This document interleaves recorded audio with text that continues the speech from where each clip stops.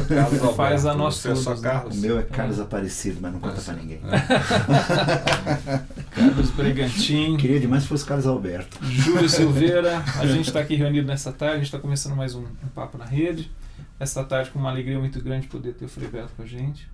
Acho que nós três somos leitores e aproveitamos muito os seus escritos, Frei Beto. A gente agradece não só a sua presença, mas a sua disposição em colocar em forma de livros o seu pensamento, porque eu acho que tem nos ajudado a todos. Eu falo por mim mesmo, mas eu acho que eu falo também pelo Júlio e pelo Carlos. A gente queria te agradecer muito por isso, por estar aqui com a gente nessa tarde e a gente conversar um pouquinho, acho que sobre a sua vida, os seus livros e sobre o que os seus livros tratam, né?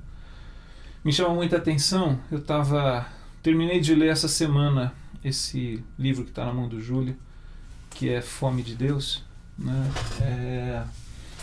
E o que me chamou muita atenção nele, Frei Beto, até falei com o Carlos, estava falando um pouquinho antes aqui, quando eu li aqueles capítulos que falavam sobre oração,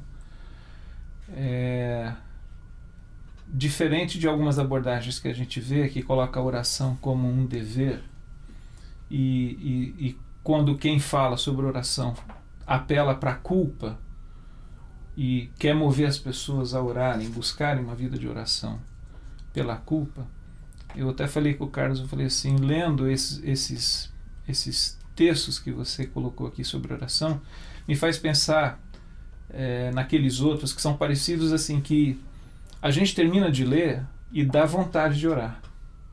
É um texto que nos convida a orar, naquela coisa assim, poxa, eu preciso buscar mais. Esse momento do silêncio, buscar a oração, essa intimidade com Deus. Eu queria começar um pouco por aqui, Frei Beto, porque o livro fala de fome de Deus, me parece que isso tem a ver com essa questão da oração. A fome de Deus me parece que também é quase que um fenômeno universal, né? Quer dizer, das pessoas buscando a transcendência, buscando a Deus. E você também conta nos seus livros da sua experiência, né, de se encantar com o Deus eterno, Pai do Senhor Jesus. Como que a oração ela ajuda na sua caminhada em termos de nortear, de encontrar caminhos num mundo que é tão rápido, tão atribulado, tão corrido. Estava lendo hoje um artigo na Folha que fala sobre você também colocou, né, Júlio? Slow Kids. Essa moda do slow isso, slow aquilo, quer dizer, a gente anda num mundo que está gritando para ir mais devagar. E eu acho que a oração ela é uma forma, um caminho que nos ajuda a desacelerar. Na sua vida pessoal, Felipe, como que a oração ela faz parte na sua rotina, no seu dia a dia?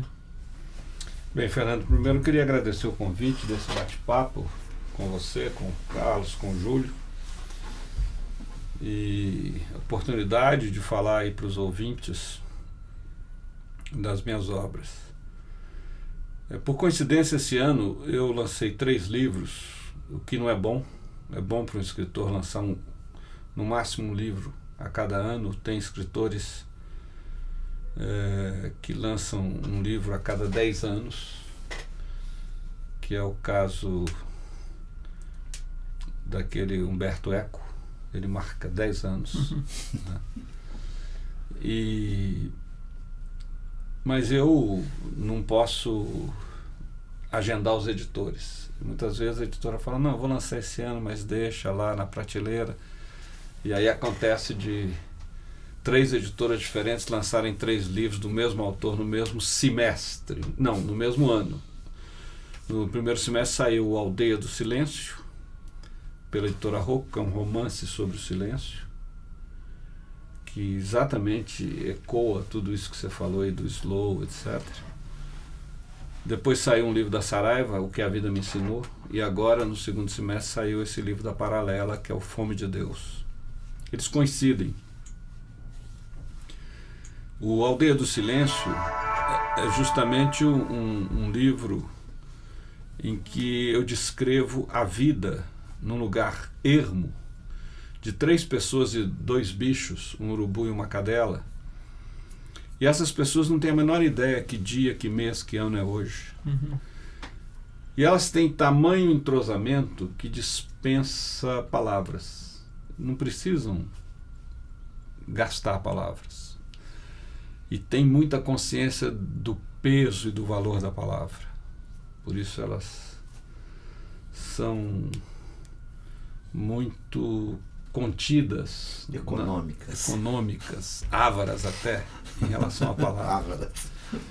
E depois, o que a vida me ensinou, são 13 lições de vida, mas eu coloco no fim do livro 4 capítulos justamente sobre a distinção entre espiritualidade e religião. Muitas pessoas são religiosas, mas não têm espiritualidade. E muitas pessoas vivem intensamente a experiência de Deus, que é o próprio da espiritualidade, mas não se sentem à vontade em nenhuma religião. Sempre lembro que Deus não tem religião. Religião é coisa nossa. Diria o pentecostal. Ficamos brigando. E é bom lembrar que a espiritualidade, ela existe desde que o ser humano emergiu na face da Terra. E a religião é muito recente. As primeiras religiões surgiram há 8.000 anos, 6.000 anos antes de Cristo. A analogia que a gente pode fazer é o amor e a família. A família é uma instituição recente, o amor não. Desde que o ser humano existe, ele ama. E as religiões deveriam ser fonte de espiritualidade, muitas vezes não são. Pessoalmente, sempre gostei muito de fazer 2 coisas. Eu digo mesmo que são as 2 coisas que me fazem mais feliz: orar e escrever. As 2 coisas... A escritura veio antes da oração. Meu pai escrevia, minha mãe escrevia. Eu, com 8 anos, na escola primária, tive uma experiência muito forte quando uma professora, fazendo um comentário das redações, que na época tinha um belíssimo nome de composição. Eu me sinto no computador, no piano, né? Sou dessa época. Composição. E ela disse para a classe: vocês deviam fazer como Carlos Alberto. Ele escreve as composições dele, ele não pede para os pais fazerem por ele. E eu nunca tinha passado pela minha cabeça esse artifício. Eu fiquei indignado de saber que os meus colegas pediam os pais. E ao mesmo tempo meu ego bateu lá no teto. Eu falei: poxa, eu consigo escrever, né? Sou criativo. E aos 11 anos o irmão José Henriques Pereira, que faleceu com quase 100 anos o ano passado, irmão marista. O senhor estudava num colégio confessional? Não, público. Na primeira experiência, todo o curso fundamental eu fiz no público. O ginásio, né, que é o 2º grau, Sim. primeira metade do 2º grau, eu fiz no marista, colégio religioso, depois sempre público. Então o irmão José Henriques me esperou, era professor de português, me esperou fora da classe e falou: você só não será escritor se não quiser. Isso também, como é importante valorizar os talentos, né, de uma criança e de um jovem. Sim. Agora, a oração nasceu com a minha experiência a partir dos 13 anos na Ação Católica, na JEC, na Juventude Estudantil Católica. E aí eu adquiri o gosto da oração. E mais tarde adquiri o gosto da meditação. Quando o Evangelho de Lucas diz que Jesus passava longas horas em oração, diz que Jesus levantava muito cedo e se afastava para orar. E diz também que Jesus passou a noite toda em oração. Quem de nós, nos últimos 30 anos, passou, não estou duvidando da espiritualidade de ninguém, mas eu não passei a noite toda em oração. Confesso que também. Ora, eu fico pensando que o que Jesus fazia? Ele ficava recitando salmos, ele ficava fazendo os pedidos, como a minha avó, que tinha uma lista de 86 nomes da família, e antes dela, ela não ia dormir antes de repassar todos esses nomes nas suas orações. Estou convencido que Jesus meditava. E é isso que eu trabalho no Fome de Deus. Nós falamos muito de Deus, falamos sobre Deus, falamos com Deus, mas não deixamos Deus falar em nós. E a oração está para o crente como o amor, o momento de intimidade no amor, de sexualidade, de erotismo, está para o casal que se ama. Um casal que se ama, quando ele vai se dar um momento de intimidade, ele não pode marcar hora, ele não pode colocar despertador. E a gente coloca despertador para estar com Deus ou deixar Deus estar conosco. Tenho a impressão, às vezes, que as nossas orações ocidentais, cartesianas, muito racionais, são como aquela minha tia que ligava para minha mãe e ela falava tanto que minha mãe põe o fone do lado do aparelho, ia para a cozinha, mexia as panelas, voltava, e a minha tia não se dava conta que minha mãe todo tinha se mundo tem uma ausentado. tia assim, né? Exatamente. E eu acho que a gente às vezes faz isso com Deus. A gente fala demais, não deixa ele falar, porque a gente tem medo que ele fale no coração. Né? Aquilo do Oséias, e levou-a ao deserto e falou-a ao coração, né? A mulher dele, Gomer. Pois é, o momento da meditação é o momento do deserto, é o momento de estar só. E é o momento que Deus fala no coração. Então eu creio que para aprofundar a nossa espiritualidade é muito importante essa abertura para o Deus que nos habita. Santo Agostinho diz: Deus é mais íntimo a nós que nós a nós mesmos. Mas é preciso abrir-se a esse abismo interior no qual a gente tem medo de se atirar. Agora, Frei, nestes dias, né, pensando numa chamada espiritualidade contemporânea, e há até uma busca, há um interesse, fala-se pelo menos, e até há uma agenda, até no mundo corporativo, né, e em outros setores da sociedade, dessa busca de uma espiritualidade contemporânea e de uma volta à devocionalidade e essa grita, como o Fernando lembrou, de tipo, dá para dar uma desacelerada, mas ao mesmo tempo que nós dizemos desacelerar, nós vamos enchendo a nossa agenda, até nós mesmos ligados à religião, como eu dizia isso, a gente vai enchendo a agenda não mais de um chamado ativismo religioso,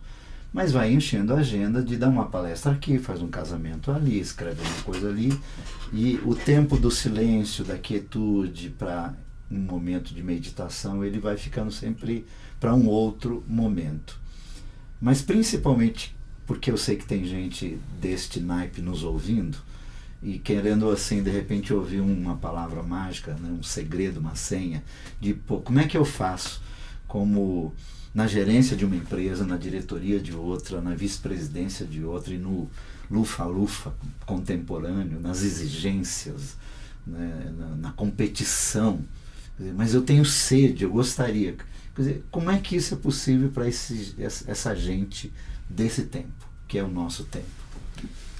É possível. Primeiro, a gente não larga tudo para dormir? A gente não larga tudo para comer? Por que a gente não se disciplina e pelo menos uma meia hora por dia não larga tudo para orar? Então o problema está em nós. Ou seja, nós não levamos Deus a sério, a relação com Deus a sério. Imagina um casal que não reserva nenhum tempo para namorar. A relação azeda, não tem saída. Então é muito importante reservar, assim como se reserva tempo para comer e para dormir, reservar tempo para orar.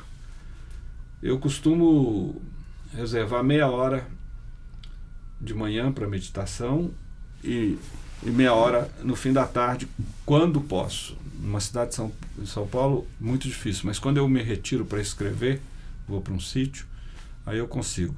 Fora as orações que eu tenho na comunidade. Como eu vivo num convento, numa comunidade religiosa, então tem um programazinho de orações. Uma rotina, né? Rotineira. Mas eu gosto muito da meditação. Agora, quando eu escrevi o romance Aldeia do Silêncio, foi muito um pouco impactado por esta visão. Eu entrei num restaurante e tinha 5 pessoas numa mesa, nenhuma delas dialogava com outra. Todas dialogavam com o próprio celular ou smartphone. Então eu fico pensando, nós estamos numa civilização tão barulhenta, tão ruidosa, que as pessoas começam a ter medo de dialogar com o outro. Elas preferem o diálogo virtual, que não compromete, e têm medo de dialogar consigo mesmo. Pessoas que moram sozinhas, ou que mesmo morando com outro, chegam em casa e não tem ninguém, elas ficam tão apavoradas com a solidão que elas ligam o liquidificador, a enceradeira, a televisão, o rádio, tudo que podem, porque elas têm medo de ouvir a voz interior. Então, a aldeia do silêncio é muito no sentido de cultivar essa volta ao silêncio interior. Isso é uma questão de disciplina. Hoje, algumas empresas, você falou aí do corporativo, algumas empresas adotam isso. Os funcionários, antes de iniciar o trabalho, têm um momento de meditação. E devo dizer que a meditação não é um método necessariamente religioso. Sim. A maior escola de meditação do mundo é a budista. E o budismo não é uma religião, é uma filosofia de vida. Embora muitos considerem uma religião, mas não é, a rigor, uma religião. Quando eu fui à China em 88, o que mais me chamou a atenção foi abrir a janela do hotel às 6 horas da manhã e ver milhares de pessoas na rua, nos parques, no ponto de ônibus, fazendo Tao Chi Chuan. Ou seja, as pessoas estavam num momento de elevação, num momento de meditação, e todas ateias, né? Naquele momento campeavam mais graço ateísmo em toda a China. Mas havia uma filosofia de vida, uma coisa de eu preciso voltar para a minha interioridade. Isso é fundamental para o nosso equilíbrio, para a gente evitar uma série de males que esse capitalismo neoliberal vai nos incutindo sem que a gente perceba, que é a arrogância, a prepotência, a competitividade, não a solidariedade, que é um valor evangélico. E isso tudo a gente vai acaba assimilando sem perceber. Por quê? Porque não fazemos o contraponto na meditação, na oração, na vivência da palavra de Deus. Agora, desculpa, Júlio, só, assim, esse mundo de barulho, me parece que ele é mais favorável a esse modelo neoliberal capitalista, né? Quer dizer, que é um mundo que não tem interesse que as pessoas façam contato consigo mesmas, né? Às vezes eu até brinco dizendo assim, que hoje os comerciais de banco poderiam ser comerciais de igreja. E os comerciais de igreja podiam ser comerciais de banco, né? Por conta, inclusive, dessa troca. A igreja, ela é o lugar onde menos se ouve falar do silêncio, de uma espiritualidade que aquieta, e os comerciais de banco dão essa impressão assim, de que o mundo é maravilha, né? Mostra a criança, a questão da família, dos valores. Mas esse barulho, na verdade, é uma pergunta, ele faz interesse para esse modelo capitalista? E a outra coisa que já juntaria, Júlio, depois se você quiser colocar, mas assim, como que a gente também pode sair, Frei Beto, do risco dessa espiritualidade se tornar muito intimista e ela não ter relações com o chão da vida, com as questões do cotidiano, com as questões que afligem a vida do próprio indivíduo que quer orar e da sua própria comunidade? O Evangelho, Jesus diz que a árvore se conhece pelos frutos. Para que a gente ora? Por que Jesus, que era Deus entre nós, orava? Bem, o fato de Jesus orar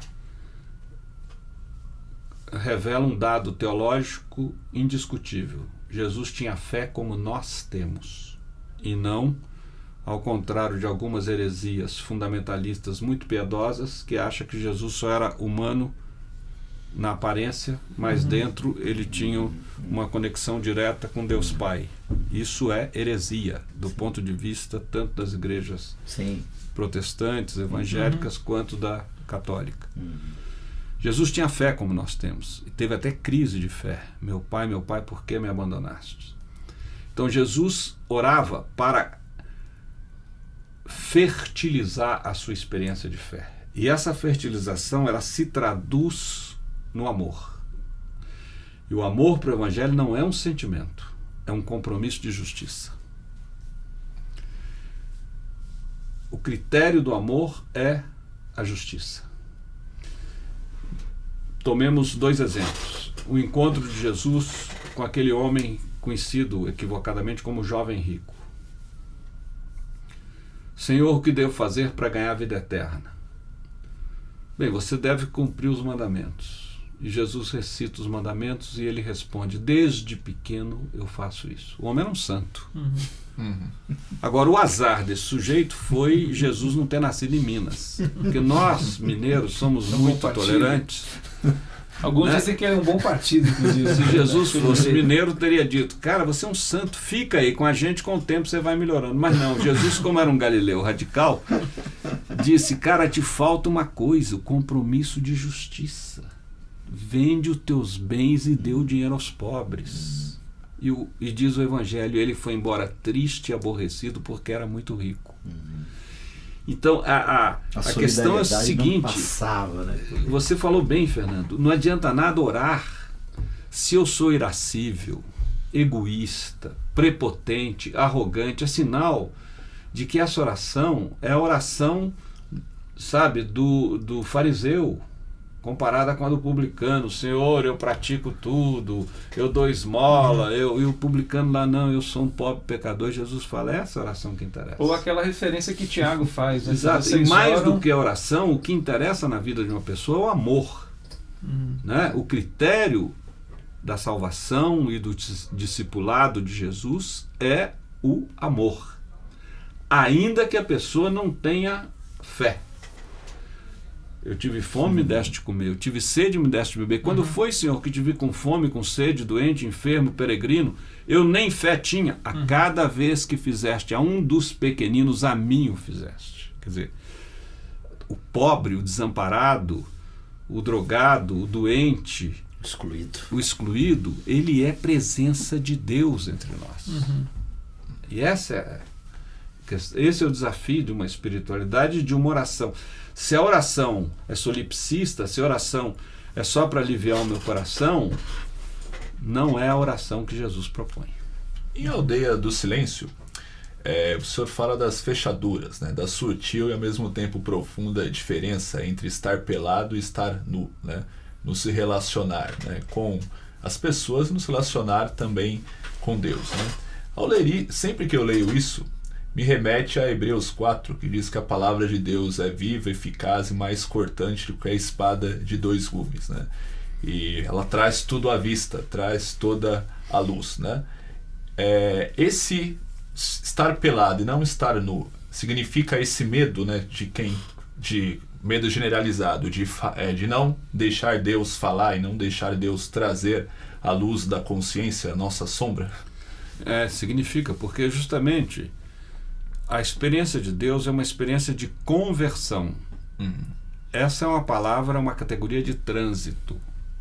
Proibido, né, converter à direita, à esquerda. Ou seja, a experiência de Deus leva o fiel à consciência de onde ele não deve ir e para onde ele deve ir. Então, a mudança de vida. E muitas vezes nós evitamos a oração porque não queremos nos mudar a nossa direção de vida.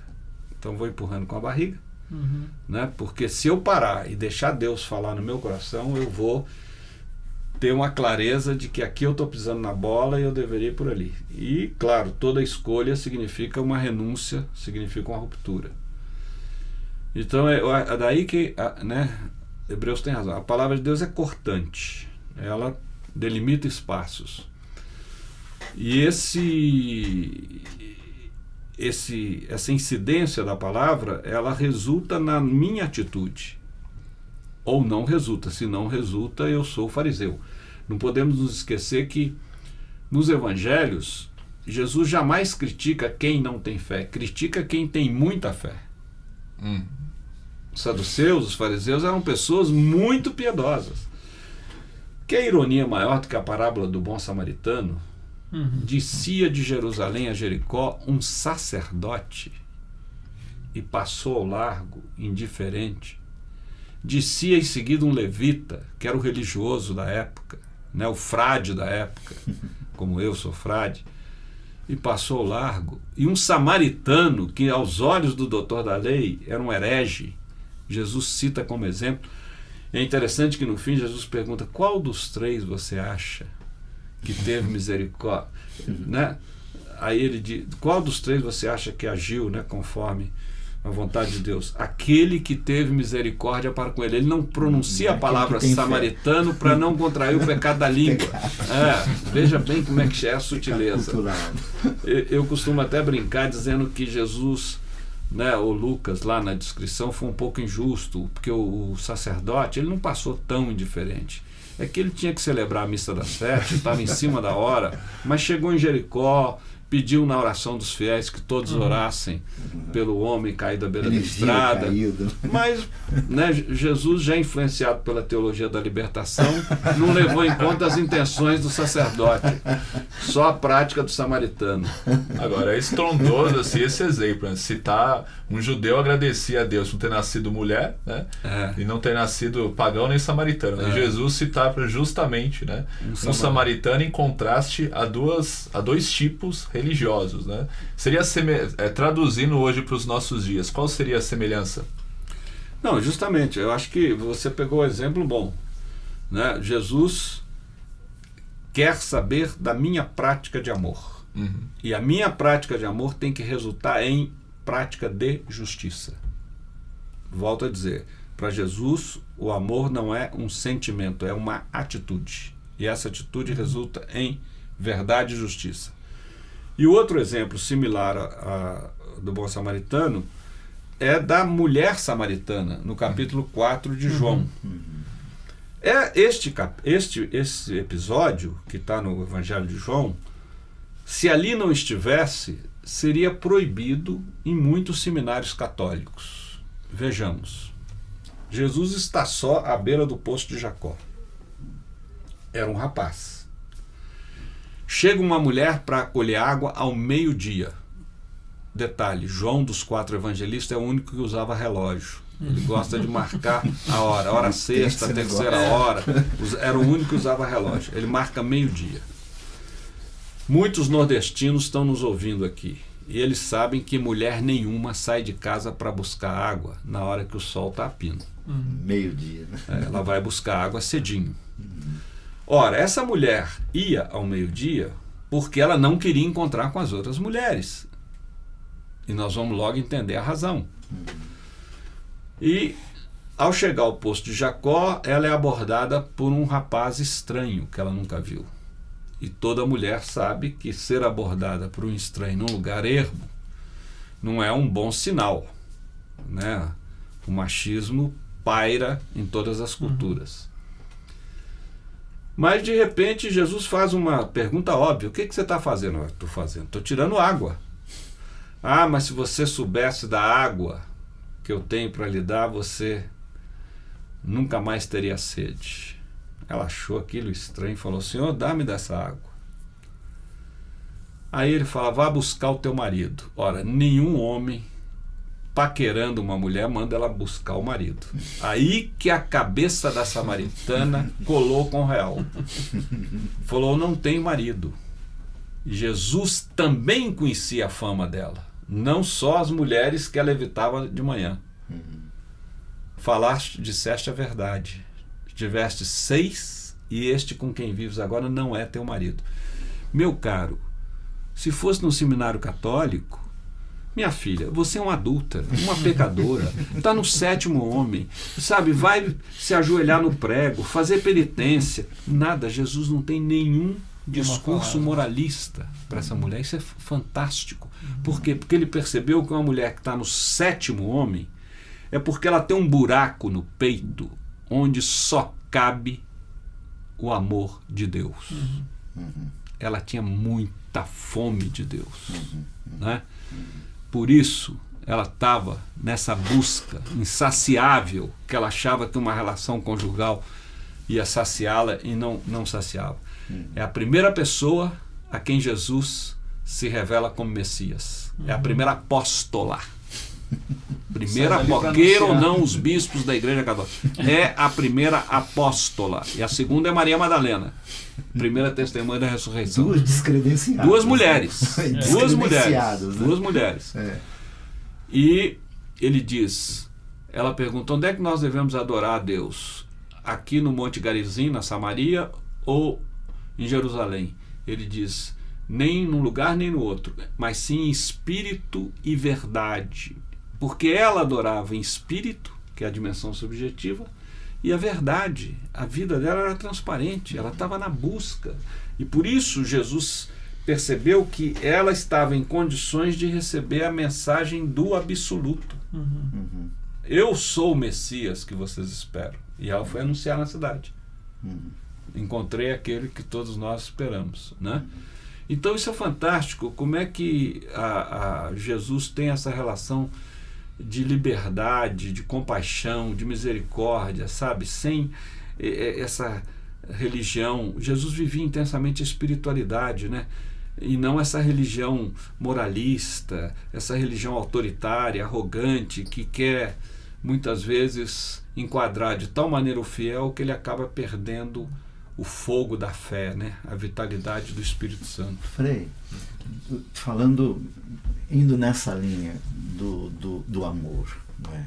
Do amor levado às últimas consequências, que é o amor que nós entendemos que Deus tem para conosco em Cristo.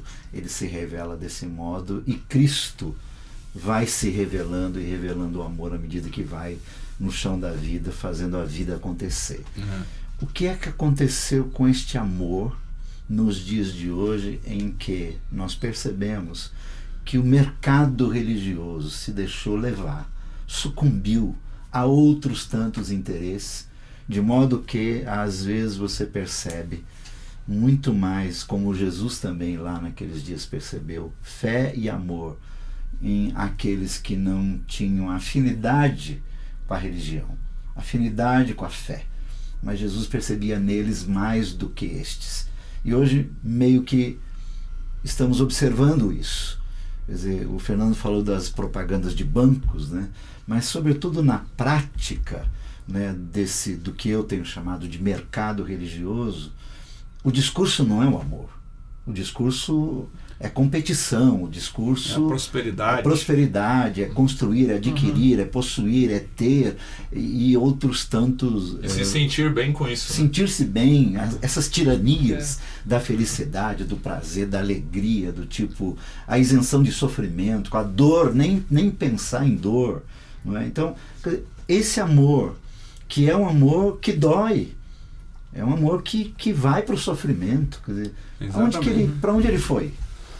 O problema é esse, que as religiões, elas são enraizadas em culturas, e as culturas são contaminadas por ideologias negativas, como é o caso da cultura que nós respiramos hoje no Ocidente, em geral no mundo inteiro, que é a cultura capitalista.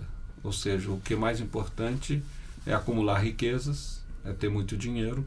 Por isso que tem muito pastor e padre anunciando que Jesus é o caminho, mas eles estão ali no meio do caminho cobrando pedágio. Fazem questão. E isso influi nas religiões em geral. Há em todas elas esse aspecto mercantil, em que as pessoas estão negociando as coisas de Deus. Interessante que isso se fazia no templo de Jerusalém. Por isso Jesus, com o chicote, de uma maneira, foi o único gesto de violência que ele teve, derrubou a mesa dos cambistas. Porque estavam colocando a religião a serviço do dinheiro, e não o dinheiro a serviço dos projetos de Deus. E eu creio que essa é a influência perversa que o capitalismo tem nas nossas mentes e nos nossos corações. Não saber se doar, não saber ser solidário, não saber... E justamente para seduzir os fiéis, em vez de nós convidá-los a fazer justiça, a ser solidários, a amar, nós ficamos propondo uma autoajudazinha. Vamos te curar, você vai ser próspero, ou seja, cuida do seu umbigo, volte-se para Deus e dane-se os outros. Não pode ser assim, não é a proposta de Jesus. Pelo contrário, a proposta de Jesus é o reconhecimento de que todo ser humano, ainda que seja dotado de asceníase, paralisia, cegueira, ele é um templo vivo de Deus. Então nenhum cristão pode estar tranquilo diante de um mendigo, diante de um viciado em crack, diante de uma prostituta, diante de um desempregado, diante de quem está apanhando da polícia, porque são templos vivos de Deus. Nós temos que perguntar que sociedade é essa que nós estamos construindo, onde há tantos excluídos,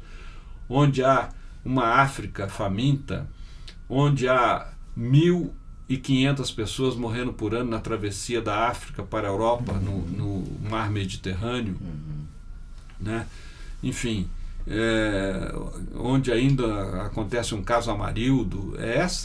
Nós precisamos mudar essa sociedade, construir uma sociedade de acordo com os valores do Evangelho, ou seja, não uma sociedade cristã no sentido do adjetivo, uma sociedade cristã no sentido dos seus valores, em que cada pessoa humana seja respeitada na sua dignidade e no seu direito à felicidade. A expressão do reino de Deus, né? A expressão do reino de Deus, exatamente. No reino de Deus, né, tem uma pergunta que o Ageu Lisboa, lá de Belo Horizonte, foi companheiro da minha terra. Isso. Foi companheiro do Fernando Pimentel e da Dilma na militância. Ele mandou fazer para o senhor: o reino de Deus é uma esperança apenas como força utópica para dar direção ética, ou teremos uma realidade histórica concreta onde pessoas ressuscitadas desfrutarão da plenitude do ser e da existência? Vou dar uma resposta bem mineira, as duas coisas. Primeiro, é uma esperança utópica. E uma esperança utópica que na cabeça de Jesus era algo lá na frente e não lá no alto. A igreja que foi pondo para o alto para ela não ter que incomodar essa desordem estabelecida. Tanto que Jesus é condenado como preso político. Veja bem, Jesus não morre nem de hepatite na cama, nem de desastre de camelo numa esquina de Jerusalém. Jesus morreu como um prisioneiro político. Foi preso, torturado, condenado por 2 poderes políticos que nem se davam bem, mas se tratando de condenar Jesus, eles se entenderam, fizeram uma aliança espúria, e ele foi condenado à pena de morte dos romanos, que era a cruz. Por quê? Porque anunciar um reino de Deus dentro do reino de César é a mesma coisa que você anunciar um outro modelo de sociedade dentro do capitalismo que não seja o modelo capitalista. Né? Então, o reino, a expressão, a proposta na boca de Jesus, reino de Deus, que, diga-se de passagem, aparece nos evangelhos 122 vezes e a palavra igreja só 2. Então, é a perspectiva utópica. Porém, um dia veremos de ressuscitar. E isso será também a experiência da realização do reino. Em outra dimensão da vida. Não que os túmulos aqui dos cemitérios, ali da esquina, vão se abrir e sairemos vivos. Não, como diz Paulo, é uma outra dimensão, né, que para nossas categorias cartesianas são até difíceis de entender. Porque ele fala, fui elevado no meu corpo espiritual. Isso para nós é um paradoxo, né? Ou é corpo ou é espírito. E ele não. O que é isso, né? É uma outra dimensão. Então eu creio na promessa da ressurreição. Quer dizer, haverá a eternidade, é a plenitude do reino de Deus. Mas o nosso dever histórico é aprimorar a convivência humana de maneira que ela expresse a essência de Deus. E qual é a essência de Deus? Está na primeira carta de João, o amor. Aliás, João diz, quem ama conhece a Deus. Ele não diz, quem conhece a Deus ama. Porque ele sabe, como nós sabemos, que muita gente crê em Deus e não ama. Oprime, sonega o dinheiro do subalterno, do empregado, é egoísta, vive falando mal dos outros, trai, é infiel, sabe? Mas está lá cheio de Deus na boca. Não. Quem ama conhece a Deus. Então toda experiência de amor é uma experiência de Deus, ainda que a pessoa não tenha fé nele. É curioso que Jeremias, né, ele mostra isso também quando ele contrasta, né, o governo de Josias com o de Jocás. Ele diz assim, Josias, o governo dele foi bem sucedido porque ele lutou pelo direito do pobre, do oprimido, e não é isso que é conhecer-me? Exatamente. E Jeremias tem uma coisa muito boa, né? Seduziste-me, Senhor, e me deixei seduzir. Isso é maravilhoso. 20, versículo 7. Isso é maravilhoso. Quer dizer, isso que é espiritualidade, sabe? Você brigar com Deus, duvidar, discutir, e de repente você se entrega, né? E eu gosto muito do exemplo também do Oséias com a Gomer, né? O Oséias era hebreu, a Gomer era pagã, né? Vamos dizer, não era hebreia. E ela larga dele, e ele aí fica numa dor de corno danada, né? Sente como ele gostava da mulher. A mulher casa lá não sei quantas vezes, depois ela vira prostituta e se degrada tanto que é vendida como escrava na praça. Ele vai lá e arremata, para mostrar que Deus é assim com a gente. Não há nada que a gente faça que faça com que Deus deixe de nos amar. Agora, o amor supõe reciprocidade na liberdade. E nós, portanto, que nos abrimos mais ou menos a esse amor. É isso a minha mensagem nesse livro Fome de Deus, como também nos outros 2 que eu lancei esse ano, o Que a Vida Me Ensinou e Aldeia do Silêncio. O senhor está falando de uma liberdade com responsabilidade, né? Quer dizer, uma liberdade que é uma resposta, ao que é dado. Quando Jesus, ele, em dado momento, naquele pedaço que é chamado Sermão do Monte, lá de Mateus, ele fala: buscai o reino de Deus e a sua justiça. O senhor falou já alguma vez sobre justiça, e falando dos profetas lá de Jeremias, de Isaías, a gente lembra daquilo que o profeta diz, que sem justiça não há paz, né? Trabalhem pela paz da cidade, lutem pela paz, mas muito esse vínculo entre, enquanto não houver justiça, não vai ter uma paz. A gente vive num tempo, Frei Beto, em que São Paulo, a gente não precisa falar do mundo, né? São Paulo vive um tempo de violência. A mídia, eu acho que toca mais fogo nessa questão para dar a sensação de segurança.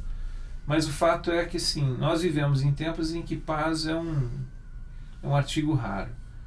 E aí a gente fala muito de justiça, né? E eu tenho para mim, às vezes, que a noção de justiça que se tem, ela é um pouco equivocada, porque ela pensa muito na justiça que tem que ser feita em meu nome ou para mim. O que é essa justiça que o reino de Deus estabelece ou propõe para a humanidade? Essa justiça é justamente o reconhecimento de que, primeiro, tudo que existe criado é dom de Deus. Portanto, ninguém deveria se sentir no direito de se apropriar desses bens em detrimento de outras pessoas, de outros semelhantes. Tudo deveria ser para a humanidade como numa família. As pessoas são diferentes na sua família. Os meus irmãos não são iguais a mim, mas meus pais nunca negaram a um o direito concedido a outro. Nunca negaram a um as oportunidades abertas a outro. E todos os bens da família estavam à disposição de todos. Não havia, colocar na mesa um determinado alimento e dizer os mais velhos podem comer, os mais novos não. Não havia isso. Todos comiam de tudo. Então isso deveria ser também a humanidade, que foi deturpada pela ambição, pela ganância, enfim, essa marca que é o pecado original que nós trazemos de uma tendência egoísta, de apropriação. Ora, praticar o reino de Deus e a sua justiça é fazer aquilo que Jesus fez. Estar sempre em defesa dos direitos dos mais pobres. Aliás, nos 4 evangelhos, Fernando, tem 2 perguntas, só 2 perguntas fundamentais. A primeira: Senhor, o que devo fazer para ganhar a vida eterna? Nunca você encontrará essa pergunta na boca de um pobre. É sempre a pergunta de quem está bem de vida. Zaqueu, Nicodemos, doutor da lei da parábola do bom samaritano, o jovem rico.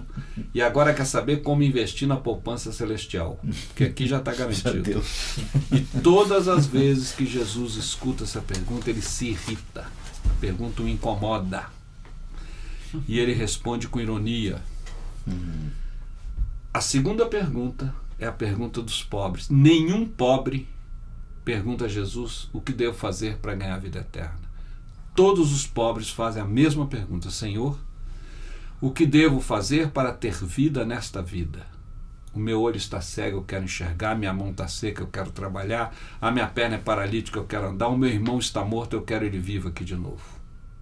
E a esse Jesus responde com compaixão e misericórdia. Cura, Por quê? Né? Porque eu vim para que todos tenham vida e vida em plenitude. Agora, como você disse no início, para que todos tenham vida e vida em abundância, só um mundo de justiça. Jamais a paz virá como quer o Obama, como quer o Bin Laden, como equilíbrio das armas. A paz no mundo só virá como resultado da implantação da justiça, como fruto da justiça, que é a palavra do profeta Isaías. Ô Frei Beto, Vamos ter que... vamos para o final. O senhor sempre, eu o conheci engajado, né? E a sua história é de engajamento. E o senhor disse que nós poderíamos fazer qualquer pergunta, o senhor teria liberdade para responder ou não. Né? E a minha pergunta é qual é o seu engajamento hoje? O senhor está engajado em alguma militância para além daquilo que é o seu dia a dia, a sua rotina, não é? Está envolvido em algum tipo de militância, como quando eu disse que o conheci numa roda de gente que estava engajada num momento histórico do nosso país. Hoje, qual que é o seu engajamento? Bem, eu tenho vários engajamentos. Eu sou um eterno militante. Né? Então, eu tenho um engajamento na comunicação, né? Meus artigos, meus livros, essas entrevistas, enfim. Escrevo para vários jornais, né? Então, isso, para mim, é um compromisso militante, também é um apostolado, um fator de evangelização. Eu assessoro movimentos sociais. Né? Hoje mesmo, passei amanhã no Centro de Direitos Humanos e Educação Popular, lá do Campo Limpo. E, enfim, no fim de semana vou estar com o Movimento Fé e Política em Brasília. Então, estou sempre em comunidades eclesiais de base. Né? Fui 22 anos assessor da Pastoral Operária do ABC. Então, estou sempre ligado. E tenho várias iniciativas nas quais eu participo nos bastidores, como, por exemplo, o encontro intereclesial da SEPS, que vai acontecer agora em janeiro em Juazeiro, o cursos de pastoral aqui do SESEP, como o curso de verão que tem todo ano aqui na PUC de São Paulo, em janeiro também. Quero até aproveitar, estou participando da organização agora do primeiro encontro nacional de espiritualidade libertadora para jovens de 18 a 35 anos, de 1 a 4 de maio de 2014 em Fortaleza.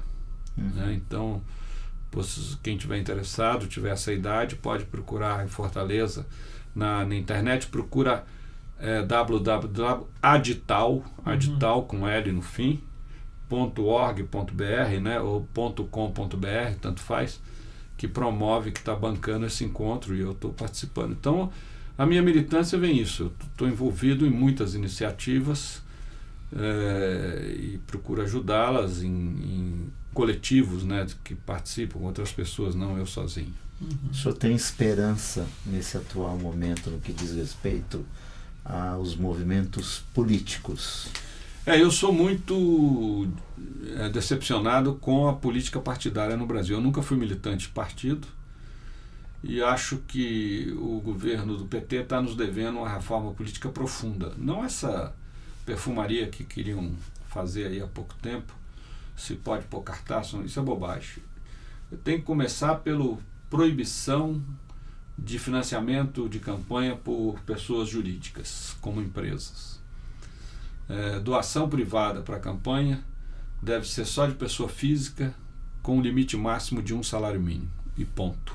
Sem isso, nós continuaremos tendo políticos a serviço de uma minoria da população, a minoria mais rica, e não a serviço da população.